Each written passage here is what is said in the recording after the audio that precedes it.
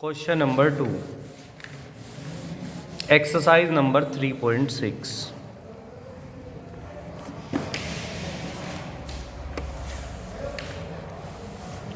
बच्चे कह रहा है Ritu can rowed downstream 20 kilometre in 2 hour and upstream 4 kilometre in 2 our.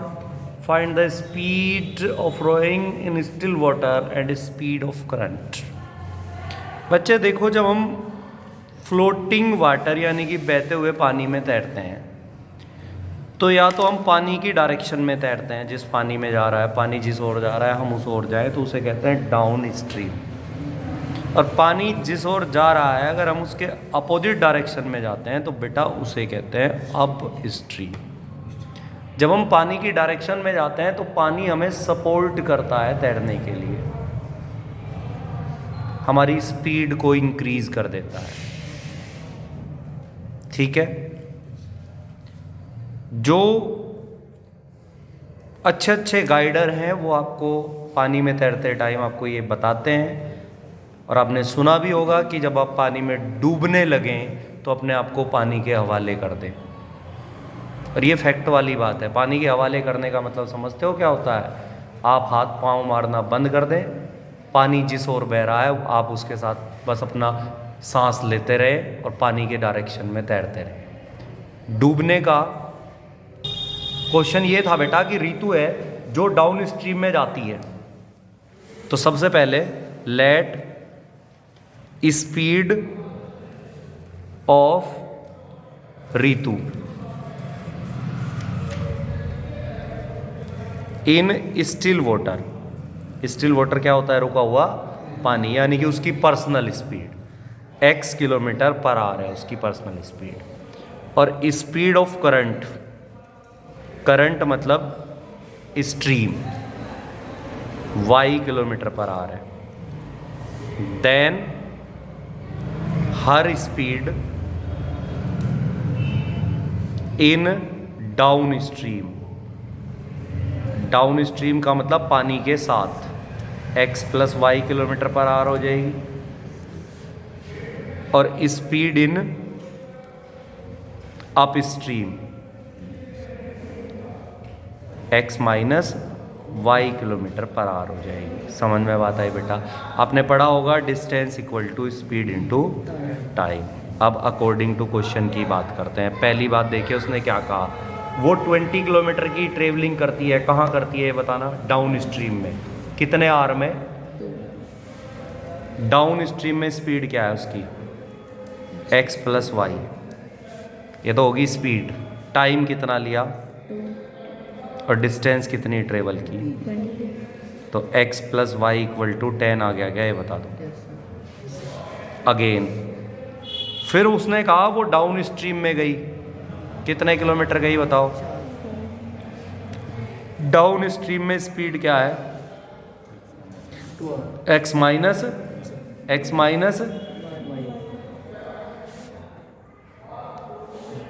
कितना टाइम लिया, कितनी डिस्टेंस? तो x minus y equal to क्या आ गया? दोनों को सोल्व कर लेंगे आप, फर्स्ट और सेकंड को, x और y की वैल्यू निकाल लेंगे एलिमिनेशन मेथड लगा के। बेटा आगे बढ़ते हैं। नेक्स्ट अच्छा क्वेश्चन है। ये कह रहा है भाई 2 वुमेन और 5 man can together finish a piece of an embroidery work in 4 days। मतलब ये कह रहा है 2 वुमेन और 5 मैन को एक साथ लगा दिया जाए तो वो 4 दिन में वर्क को कंप्लीट कर देंगे। और फिर कह रहा है कि अगर 3 वुमेन और 6 मैन को एक साथ लगा दिया जाए तो 3 दिन में कंप्लीट कर देंगे। ये जानना चाहता है कि एक वुमेन अकेली कितने दिन में इस काम को फिनिश कर पाएगी। तो let 1 women alone can finish the work in X days and 1 man alone can finish the work in y days. एक बात मुझे छोटी सी बता दो बेटा, आप एक काम को 2 घंटे में कर लेते हैं तो 1 घंटे में कितना वर्क होगा? 1/2 होगा मेरे हिसाब से, शायद करी हुई है। एक किसी काम को आप 4 दिन में कर लेते हैं तो 1 डे में कितना होगा? 1/4 होगा। किसी वर्क को आप 10 डे में पूरा करते हैं तो 1 डे में कितना होगा? 1/10। किसी काम को आप x डे में पूरा करते हैं तो 1 डे में 1/x होगा या नहीं होगा? तो that is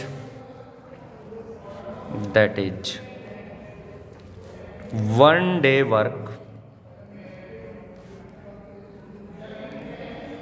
of a woman equal to 1/x and 1 day work of a man equal to 1/y। एक मैन का एक दिन का वर्क हो गया 1/x और एक मैन का नहीं, सॉरी, वुमेन का, और एक मैन का 1/y। अब देखो आपने कितने वुमेन भेजे? 2। तो एक वुमेन का 1/x है तो 2 वुमेन का 2/x हो गया, नहीं हो गया? एक मैन का 1/y है, आपने 5 मैन भेजे, 5 दोनों को ऐड करके ये 2 वुमेन, ध्यान देना, और 5 मैन का 1 डे वर्क है। 2 वुमेन और 5 मैन का 1 डे वर्क है। उन्होंने 4 डे में वर्क को फिनिश किया था तो 1 डे में 1/4 किया था या नहीं किया था? अगेन दोबारा आपने क्या किया? 3 वुमेन भेजा, 6 मैन भेजा और ये वर्क कंप्लीट करते हैं 3 दिन में तो 1/3। अब इसे सोल्व करने का तरीका आपको याद होना चाहिए। पुट करेंगे 1/x इक्वल टू u और 1/y equal to v।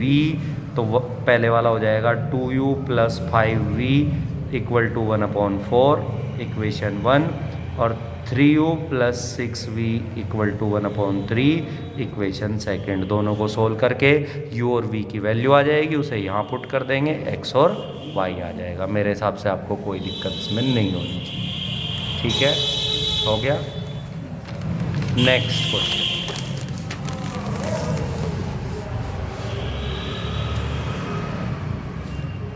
Third. Ruhi travel करती है 300 किलोमीटर। कितने kilometre? 300। To her home, partly by train and partly by bus. मतलब टोटल 300 किलोमीटर की ट्रेवलिंग है और उसमें से कुछ ट्रेन से है और कुछ बस से है। ये कहता है वो 4 आवर लेती है अगर वो 60 किलोमीटर जाए ट्रेन से। अगर वो ट्रेन से बेटा 60 किलोमीटर जाएगी तो क्या आपको नहीं लगता वो बस से 240 किलोमीटर जाएगी? कहाँ से आया 240? टोटल कितने किलोमीटर की ट्रेवलिंग है ये बताओ? 300। अगर उसमें से 60 किलोमीटर वो ट्रेन से जाएगी तो 240 बस से जाएगी या नहीं जाएगी? इसमें कुछ सोचने वाली बात है क्या? बस से जाएगी। और अगर वो 100 किलोमीटर ट्रेन से जाएगी तो बस से 200 जाएगी। अरे 300 में से 100 कम हो जाएगा ना, तो वो 10 मिनट ज़्यादा लेती है। 10 मिनट ज़्यादा, पहले 4 घंटे ले रही थी, अब 10 मिनट ज़्यादा लेती है। दोबारा सुनो सर, रूही ने 300 किलोमीटर की डिस्टेंस ट्रेवल की है partly by train and partly bye बस। अगर वो 60 किलोमीटर ट्रेन से गई, रिमेनिंग बस से गई तो 4 आवर। और अगर वो 100 किलोमीटर ट्रेन से जाए और रिमेनिंग किस से जाए? बस से, तो 10 मिनट लॉन्गर, मतलब 10 मिनट ज़्यादा। तो speed of train and speed of bus separately आपको डील करना है। तो लेट स्पीड ऑफ ट्रेन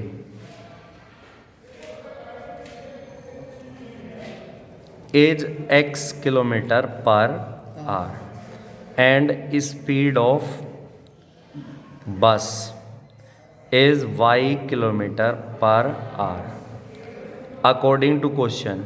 बच्चे मैंने कुछ ऐसा पढ़ा है कि टाइम जो होता है वो डिस्टेंस अपॉन स्पीड होता है। ठीक पढ़ा क्या ये मैंने? चलिए, तो 60 किलोमीटर ट्रेन से जाने में इतना टाइम लगेगा क्या? जल्दी बताओ। ट्रेन का स्पीड है x, तो 240 किलोमीटर बस से जाएगी क्योंकि टोटल 300 किलोमीटर है।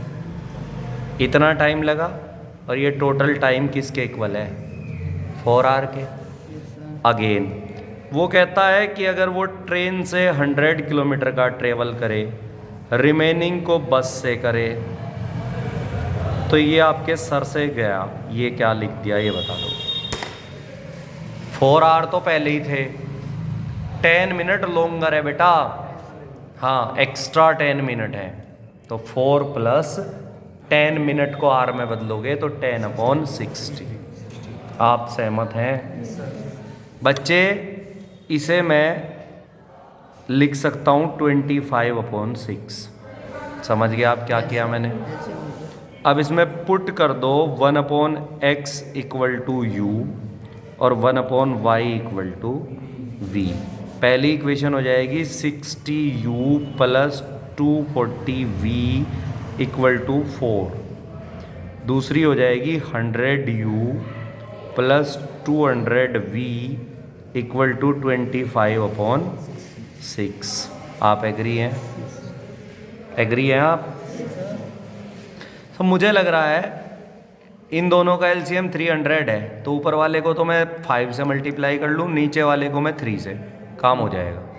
अरे दोनों 300 हो जाएंगे ना, तो multiply first by 5 and second by 3।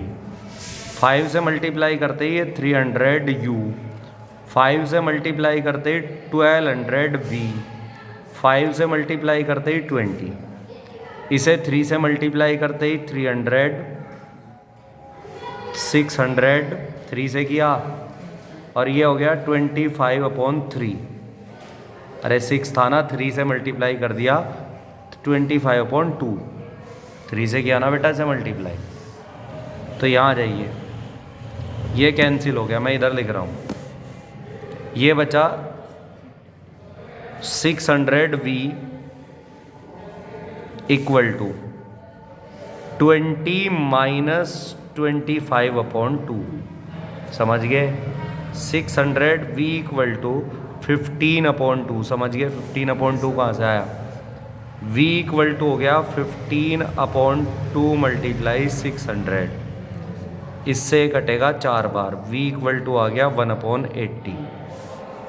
v 1/80 है तो v जब यहाँ रखोगे तो y आ जाएगा 80 km/h। समझ गए होंगे?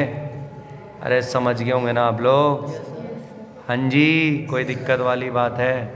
और v और u दोनों निकाल लेंगे।